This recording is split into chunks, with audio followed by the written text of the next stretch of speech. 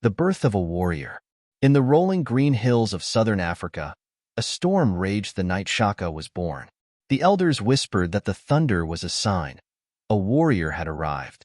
But his early years were filled with hardship. Born to Chief Sinzangakona and Queen Nandi, Shaka and his mother were cast out, forced to live among strangers. He grew up an outcast, hardened by struggle, shaped by survival. But from hardship came strength. Shaka trained relentlessly, studying battle tactics, sharpening his spear, and perfecting the art of war. When the time came, he joined the Mthethwa army under Chief Dingiswayo, where his brilliance as a warrior and strategist quickly became legendary. The rise of the Zulu Empire. When Shaka's father died, he seized the throne, transforming the small Zulu clan into an unstoppable force. He introduced the deadly Iklawa short spear, designed for close combat, and perfected the buffalo horn formation, which allowed his warriors to encircle and crush their enemies. Gone were the days of throwing spears from a distance. Shaka turned battle into brutal, face-to-face combat. With these new tactics, the Zulu army became invincible. Neighboring tribes fell one by one, and the Zulu kingdom expanded at an unstoppable pace.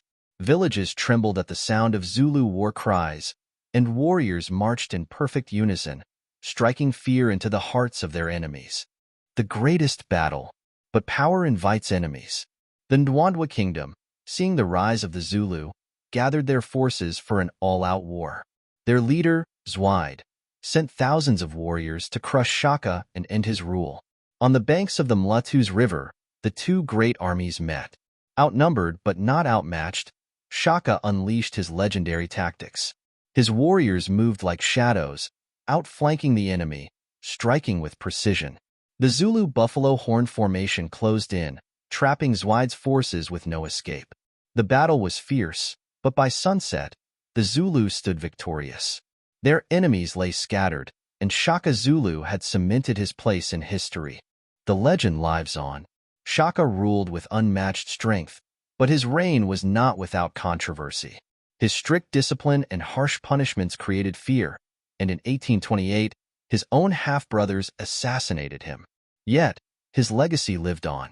The Zulu Empire he built became one of Africa's greatest military forces, and his tactics are still studied by historians and military leaders today. Fire Shaka Zulu was more than a king. He was a warrior, a strategist, and the architect of an empire. The end.